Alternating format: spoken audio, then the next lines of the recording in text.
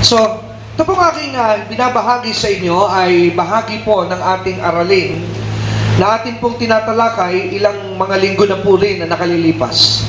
Remember, if you are here last Sunday, ang ating pong series ng aking pong pagtuturo ay nakakapit po ito doon sa objective na tinatawag na God wants us to be successful in life. Amen?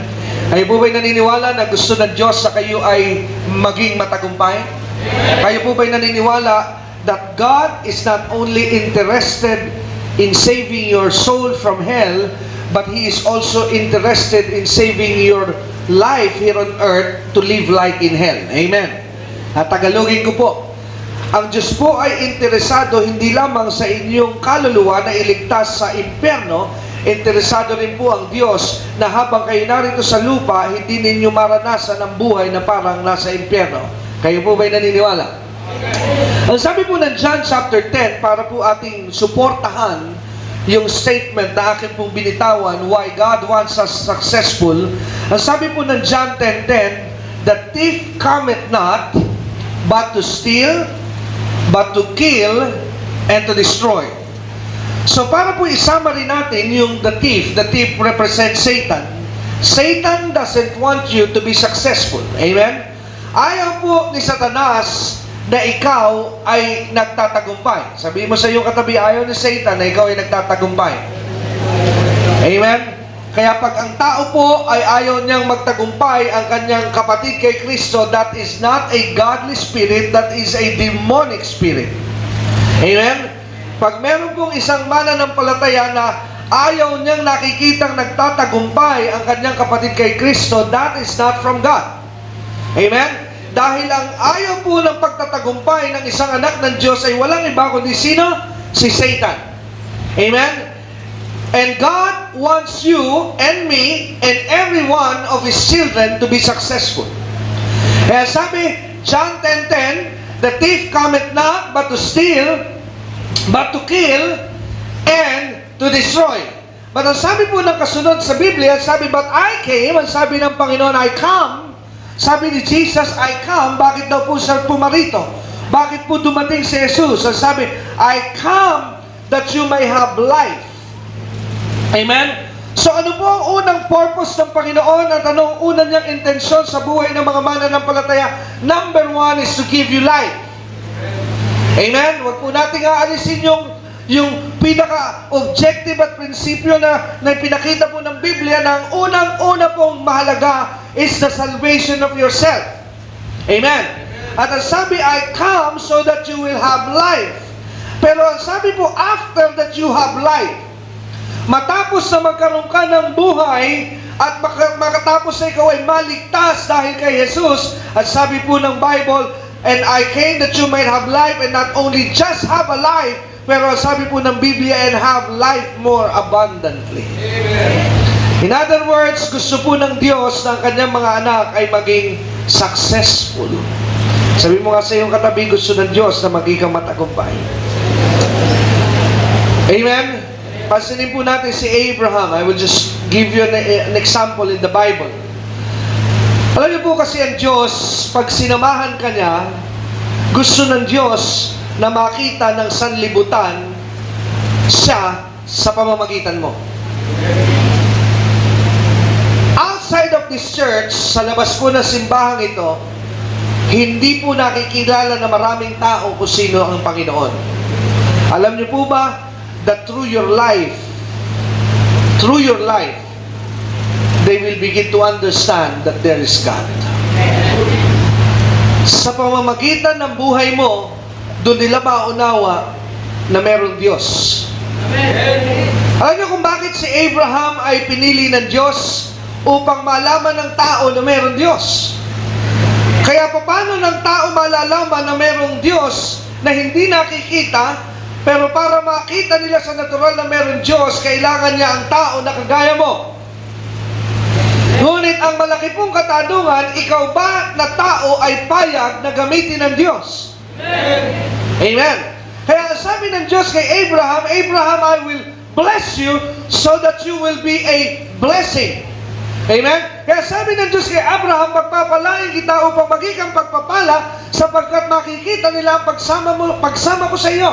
Kaya yan po ang dahilan kung bakit tayo ay inihiwalay ng Diyos sa karamihan dahil gusto niyang gamitin tayo as an ambassador of Him.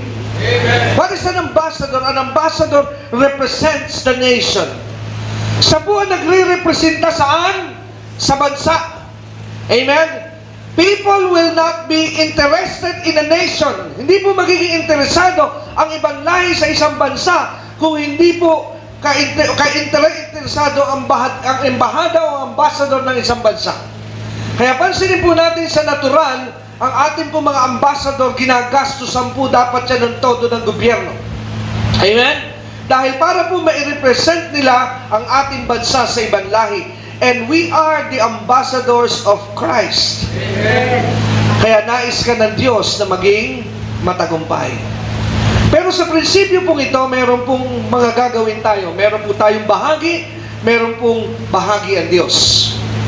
Number 1, sa ating pong lesson last week, hindi ko po alam kung inyo itong ginawa, but if you would be honest, sino po ang simulan yung unang principles of success? What is the number 1 principle? Read the book of Proverbs every day. Amen. Sino po ang nakapagbasa nun? Raise your hand with all honesty. My goodness. Amen. Kakaunti po pala, no? Pero purihin na rin ng Diyos. Amen. I have to be encouraged. Amen. Pero please, kung gusto niyo pong maging matagumpay, para alam niyo po ang simbahan po ay parang doktor. Kung kayo po ay may sakit, pupunta kayo sa doktor, ano gagawin ng doktor? Re-resetahan kayo, right? Hindi kayo gagaling pag hindi nyo ginawa yung nireseta. Tama po ba? Halimbawa, sabi ng doktor, inumin mo ito 3 times a day. Ganito yung milligrams, 5 ml a day. Amen?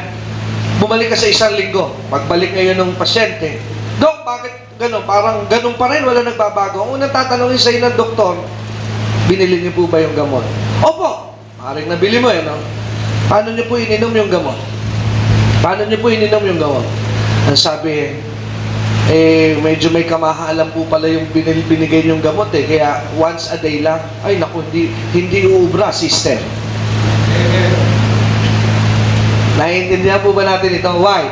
Dahil you are under dosage. Amen? Tama po ba? Pero gusto mong gumaling-alin ang iyong physical. Well, in the spirit, it is similar how it operates. You do what God is telling you, and you will experience what He said you will experience. Amen. Amen. Kaya number 1, okay, wag po kayo malungkot. Amen? Pero hindi pa po huli ang lahat. Tapikin mo yung katabi, hindi pa huli ang lahat. You can start today. Amen? Pwede kang magsimula ngayon. Number 1, what do you need to do? Read the book of Proverbs every day. Amen? Every day, 1 chapter a day. So today is May 19. So today, you are supposed to read Proverbs what? 19. Okay. Now, yun po yun. Yun yung ating lesson last week. Number 2, what is the next thing na dapat mong gagawin at ginagawa? Aside from daily reading the Bible, number 2, you are commanded also and instructed to what? To pray. Sino po ang ginawa na yun? Every day now, you are praying. Lalo ata kumunti. Yung Proverbs kanina, medyo maganda-ganda yung bilang. Nung prayer, lalo na kumunti. Amen? Okay. Number 2, you need to pray. Di ba last week, pinag-aralan po natin, nakita po natin that in the time of Joshua, sa panahon ni Joshua, nabigo po sila. Why? Because they failed to seek the counsel of what? Of God. Amen? Sila po'y nabigo dahil hindi po nila tinanong at di po nila dinalangin sa Diyos yung kanilang desisyon and they failed. And number 3, ito na po yung ating lesson today. Number 3, number 1, read the book of Proverbs. Number 2, pray. Number 3, be always led by the Spirit. Be always led by the Spirit. Sa Tagalog, lagi kang pangunahan ng banal na Espiritu. John 16. Tingnan po natin John 16. Let's go there. Ano po, sabi po sa John 16, verse 13. Ang sabi po ni Jesus, Howbeit, when He, the Spirit of truth, is come. Sino po yung pinag-uusapan dito? Ang banal na Espiritu. Ang sabi ng Panginoon, pag siya ay dumating, what will the Holy Spirit do to you? Anong gagawin ng banal na Espiritu sa iyong buhay? Sabi po sa verse 13, He will guide you. Amen? Ano po ang banal na Espiritu? Gagabayan ka niya. Aakayin ka niya kung saan ka dapat trabaho pumunta. Aakayin ka niya kung sino ang dapat na tao na iyong makahanap buhay, makanegosyo. Gagabayan ka niya sa iyong mga pagdidesisyon. That is the role of the Holy Spirit, but the Holy Spirit was always neglected in the life of Christians. Hello? Yan po ang dahilan kung bakit ibinigay ng Diyos ang banal na Espiritu sa atin upang tayo po'y kanyang gabayan. Ngunit kadalasan hindi po natin napapansin na nandiyan ang banal na Espiritu. Kaya sabi ng Bible, verse 13, He will guide you what? In all truth. For He shall not speak of Himself, but whatsoever He shall speak, or He shall hear, that shall He speak. And He will show you, look at this, He will show you things to come. Ipakikita raw sa iyo ng banal na Espiritu, alin? Ang mga darating na bagay. Gusto niyo po ba yon? Ipapakita niya sa iyo na, anak, wag kang makipag-transaction sa tao yan. Bakit? Lulukuhin ka lang yan. He will show you things to come. Ipapakita sa iyo ng Diyos yung tao rin na dapat mong didikitan. Why? Because He will show you that's the person that you will need to be attached with, because yan ang gagamitin ko sa iyong buhay. He will show you things to come. Amen? Kaya sabi po sa number 3, ano po ang dapat natin gagawin? We are always led by the Spirit. Another book, Proverbs chapter 3. Samahan niyo po ako sa Proverbs 3. Go to Proverbs 3. Proverbs 3. Proverbs chapter 3 verse 6.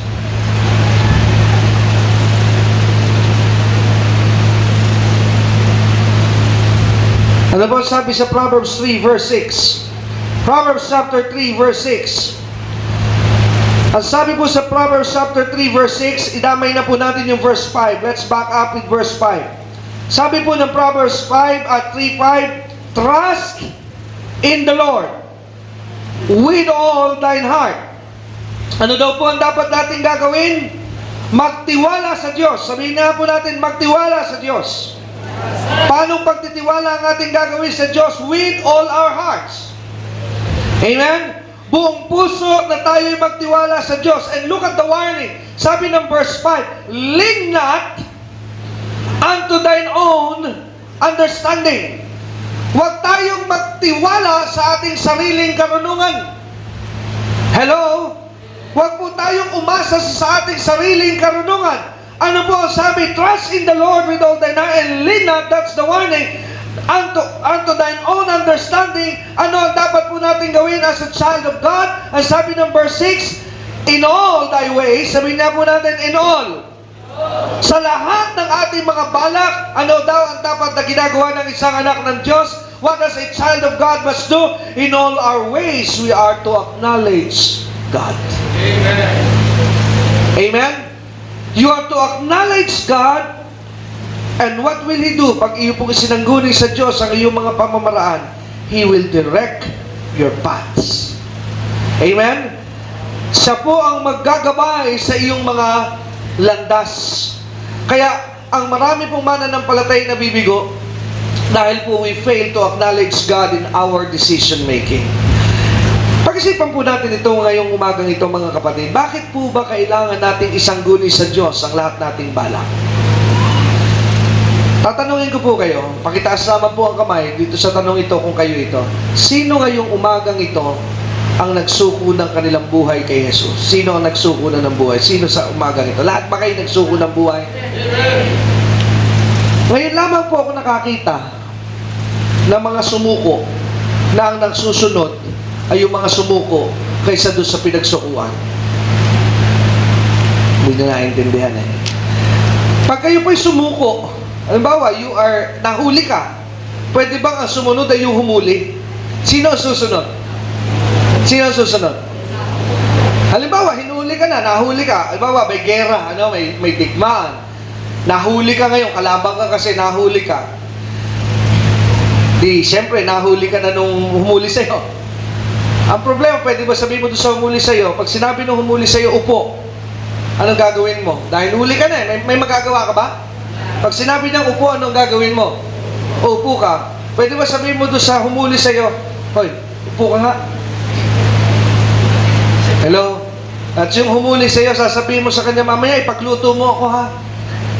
Bay, masarap po magpahuli kung gano'n.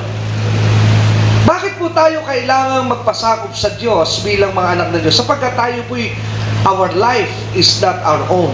Nung araw po na isinuko mo ang buhay mo sa Diyos, hindi na iyo yan. Amen. Sabi mo nga sa iyong katabi, ang buhay mong yan, kung talagang isinuko mo yan sa Diyos, hindi na iyo yan. Kaya kung hindi na sa iyo yung buhay na yan, sino ang dapat masunod sa buhay na yan? Okay, pag-usapan po natin ito.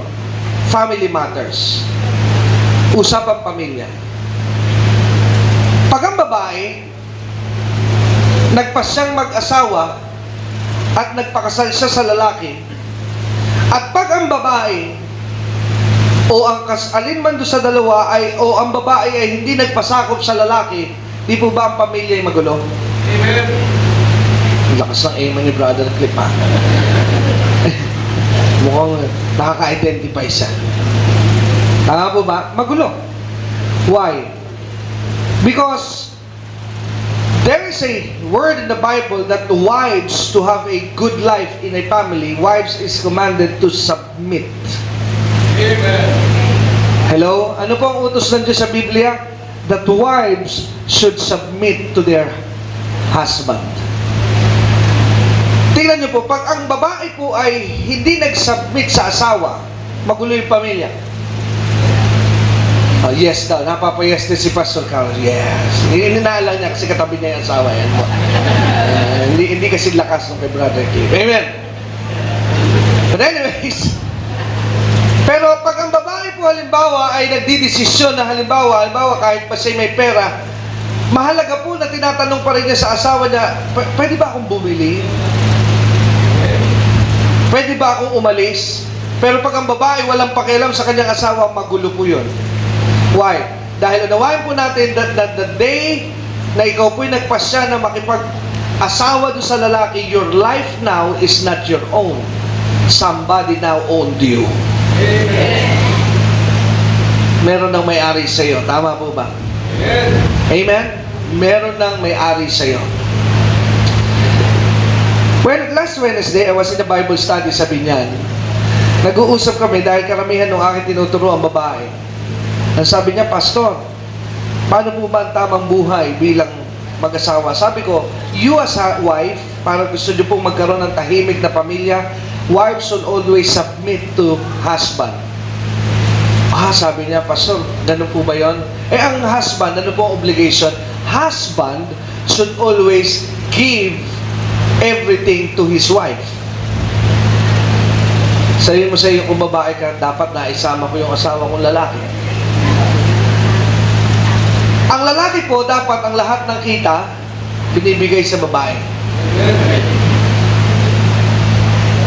Hindi po ako naniniwala na dapat ang lalaki at babae ay may magkaibang bank account. That is not a good family. Joint account. Amen? Hindi rin po maganda na ang mag-asawa. Bakit ba ako nauwi sa pamilya? Ano po? I was about to talk about the Holy Spirit. But anyway, hindi rin po maganda na ang babae at ang lalaki po ay may kanya-kanyang pera at ang lagi sasabihin ng asawa, pera ko to. Ako'y nalulungkot pag naririnig ko sa bahay na sa loob ng tahanan, sagot ng babae yung kuryente, sagot ko yung telepono, naghahati. It is not that way. Kaya maraming pamilya po'y magulo dahil tanda po natin, ang lalaki, tayo lamang, lalo na sa mga single, huwag kang magpapakasal sa babae kung hindi mo rin lamang kayang buhayin. Magulo po yan. Sapagkat ang tunay na setup po ng pamilya na idinisenyo ng Diyos, ang lalaki ang maghahanap buhay, siya ang magagahanap ng kita at magpo-provide ng lahat, at pag siya kumita, dapat ibinibigay ang lahat ng kita sa asawa. Masaya mga babae, amen? At ang babae naman po, on their part, you need to be a wise steward and you have to be a good manager.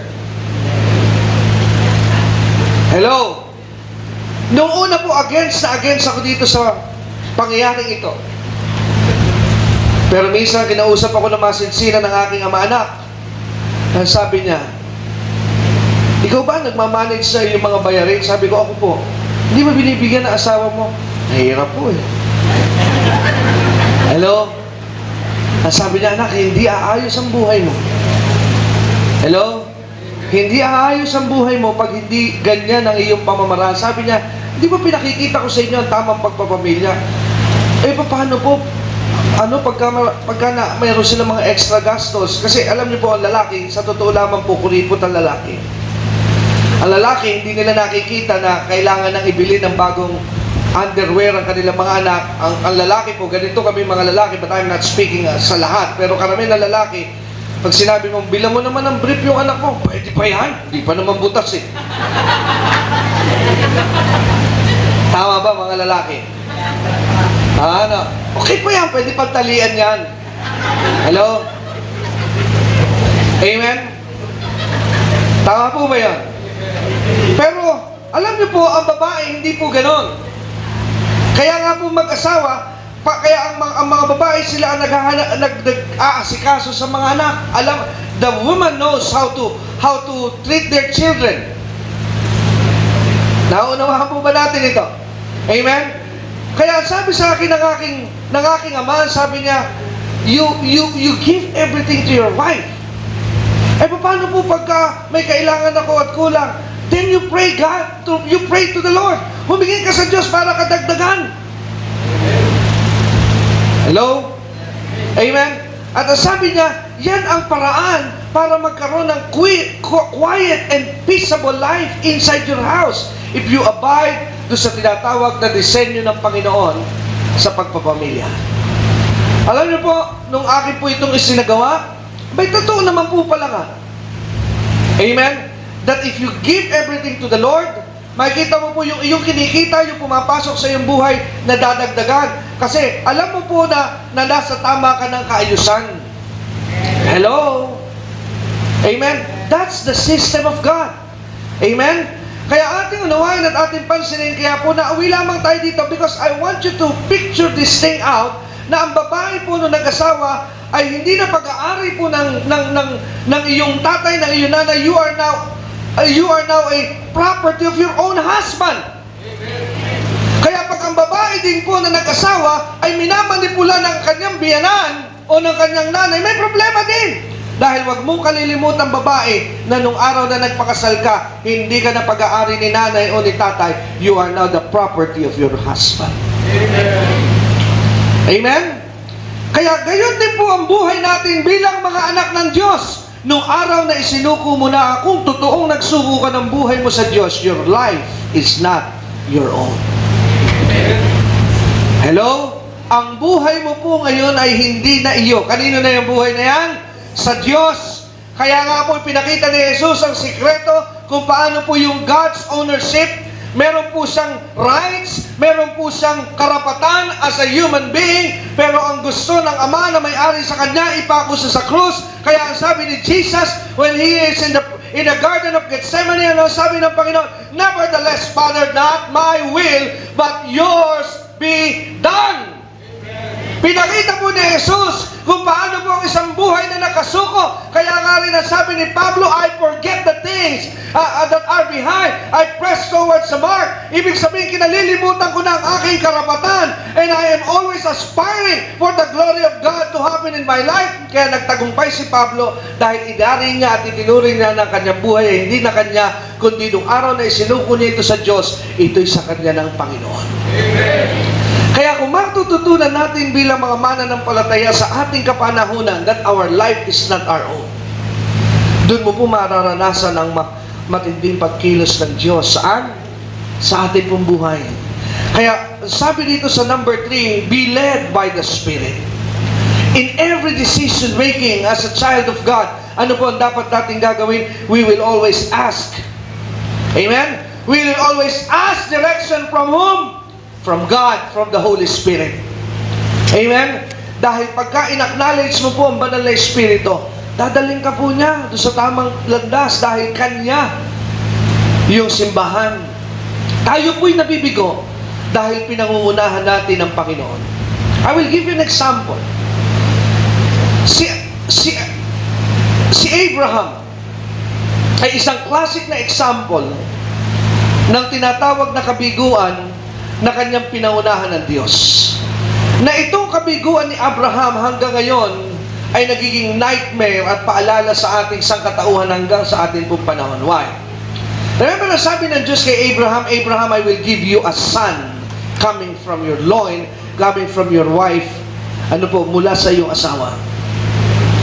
Pero dahil tumanda na sila ang mag-asawa ni Sarah, inabot na ng 99 at inabot ng 100 years old si Abraham, dumating sa punto na sila'y naharap sa isang sitwasyon that they felt that it is very impossible na para po sa kanila na sila po'y magkaanak pa because of their old age. Kaya nung sila po'y tumatanda na, ang sabi po ngayon ni Sarah kay Abraham, pansinin niyo po ito, classic example as well, pag hindi po nagpasakop ang babae sa lalaki, kadalas ay bigo. At classic example din, pag ang babae po ay madalas po ang nagiging leader sa loob ng tahanan, kadalasan po ay magulo ang pamilya. Amen? Bakit po nagkagulo ang pamilya ni Abraham? Because Abraham allowed Sarah to dominate him. Pastor, di ko ata gusto yan. Modern woman kami. Oh no. Forget about the woman thing. Let's talk about the godly thing. Sabi nila, iba na panahon ngayon, Pastor. Oh no. Isang bagay lamang po ang alam ko, nababago po ang panahon, but the Word of God is always the truth. Minsan, umuwi ako sa aming tahanan, I was raised in a house na the tradition is so strong and so strict.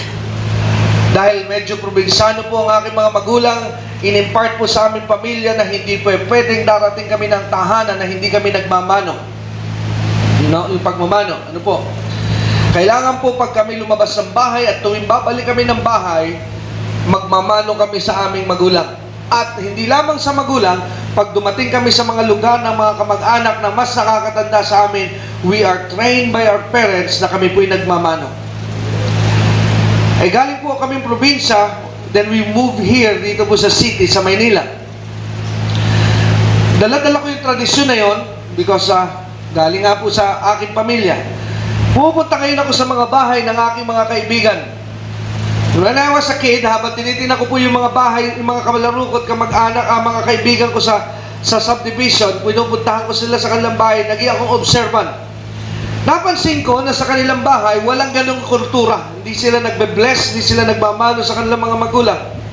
One time I asked one of my friends, sabi ko, hindi ba kayo naggaganon sa inyong mga magulang? Sabi niya, oh hindi, pare naman, sabi, makaluma naman, sinauna namang style yan. So, yung bagay na yun ay na-inject mo sa aking isipan, hindi na raw uso.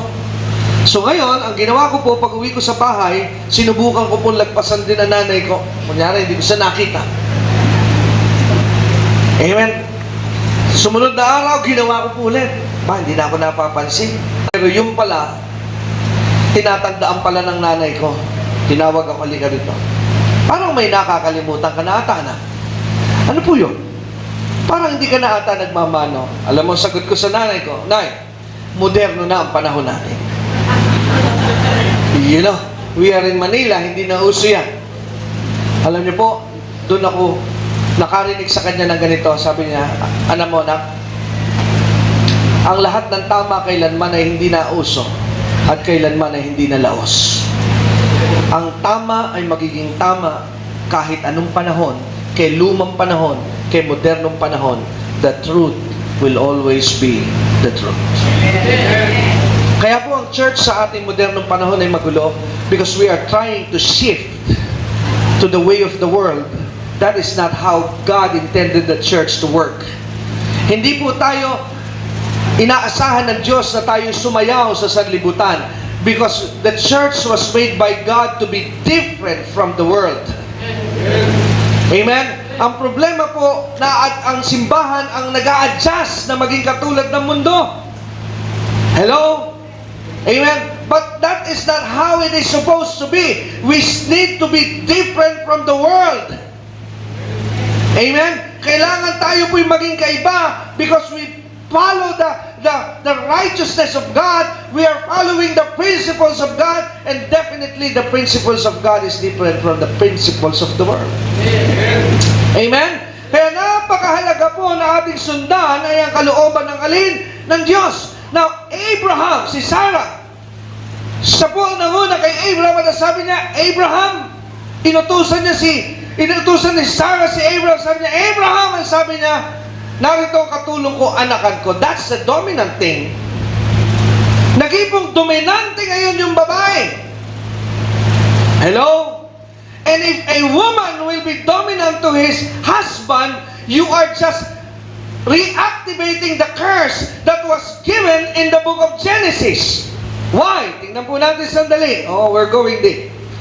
Tingnan po natin sa Genesis 3. Nung magkasala po kasi ang babae, ang sabi po rito sa Genesis 3, verse 16, what did God say to the woman?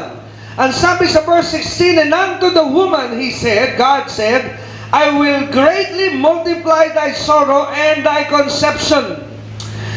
In sorrow shalt thou bring forth children, and thy desire shall be to thy husband. Amen? Ano raw po ang trabaho ng babae? Ano raw po ang trabaho? Ang sabi, in sorrow shalt thou bring forth children, and thy desire shall be to thy husband. And what did God say? Ang sabi ng Diyos sa babae, the husband shall rule over you. Hello? Sino po ang nagsasalita?